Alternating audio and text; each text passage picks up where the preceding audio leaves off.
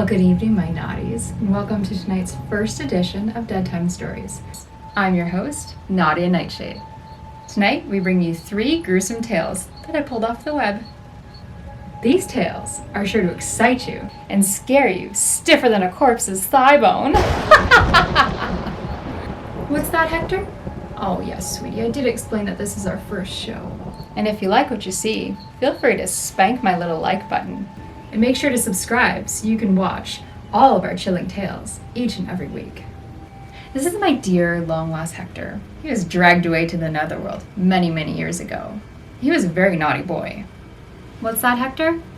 Oh, I can't tell them that. You're naughty.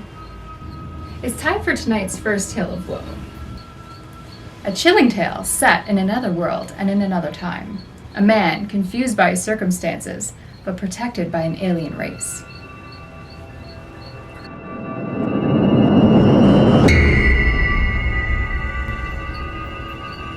He awoke to the huge insect-like creatures looming over his bed and screamed his lungs out. They hastily left the room, and he stayed up all night, shaking and wondering if it had been a dream. The next morning, there was a tap on the door. Gathering his courage, he opened it to see one of them gently place a plate filled with fried breakfast on the floor, and then retreat to a safe distance. Bewildered, he accepted the gift. This happened every day for weeks. At first, he was worried they were fattening him up, but after a particularly greasy breakfast left him clutching his chest from heartburn, they replaced it with some fresh fruit. As well as cooking, they poured hot, steamy baths for him and even tucked him in when he went to bed. It was bizarre. One night, he awoke to gunshots and screaming. He raced down the stairs to find a decapitated burglar being devoured by the insects. He was sickened, but disposed of the remains as best as he could. He knew they had been protecting him.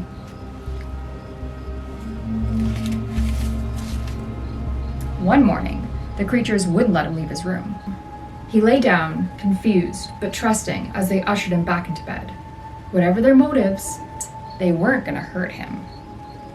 Hours later, a burning pain spread throughout his body. It felt like his stomach was filled with razor wires. The insects chittered, and he spasmed and moaned.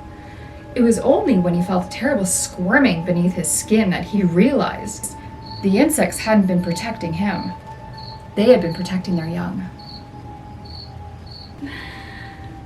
My goodness, wasn't that a surprise for our young man? What's that, Hector? I don't know if they ate him, but a good idea is a good idea.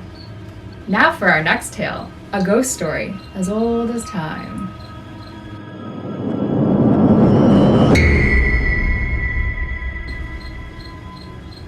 When my sister Betsy and I were kids, our family lived for a while in a charming old farmhouse. We loved exploring its dusty corners and climbing the apple tree in the backyard, but our favorite thing was the ghost. We called her Mother, because she seemed so kind and nurturing. Some mornings, Betsy and I would wake up, and on each of our nightstands, we'd find a cup that hadn't been there the night before. Mother had left them there, worried that we'd get thirsty during the night. She just wanted to take care of us. Among the house's original furnishings was an antique wooden chair, which we kept against the back wall of the living room. Whenever we were preoccupied, watching TV or playing a game, Mother would inch that chair forward, across the room, toward us. Sometimes she'd manage to move it all the way to the center of the room. We always felt sad putting it back against the wall. Mother just wanted to be near us. Years later, long after we moved out, I found an old newspaper article about the farmhouse's original occupant. A widow. She'd murdered her 2 children by giving them each a cup of poisoned milk. Then she'd hanged herself. The article included a photo of the farmhouse's living room, with a woman's body hanging from a beam. Beneath her, knocked over, was that old wooden chair placed exactly in the center of the room. My, those poor children had no idea what was in store for them. What's that, Hector? Oh, it couldn't have scared you that bad. You're not even wearing any pants.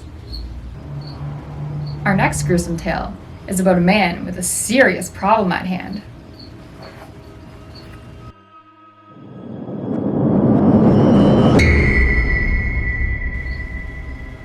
The doctor pulled the stethoscope ear tips out and hung the device around his neck.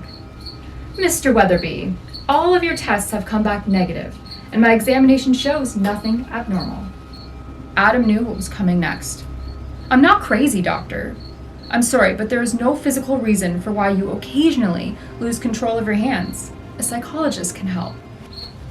I don't need therapy. I need answers. They seem to have a life all of their own. I can't hold a job. I'm under investigation for assault. I almost killed my neighbor. This can't go on. I'll try anything at this point. After 2 weeks on a new medication, Adam saw no progress. He was convinced that despite what the doctor said, it was not a psychological problem. That night, a frustrated and angry Adam sat in a chair and drank bourbon. Drunk and hopeless, he stumbled to the garage and started the table saw.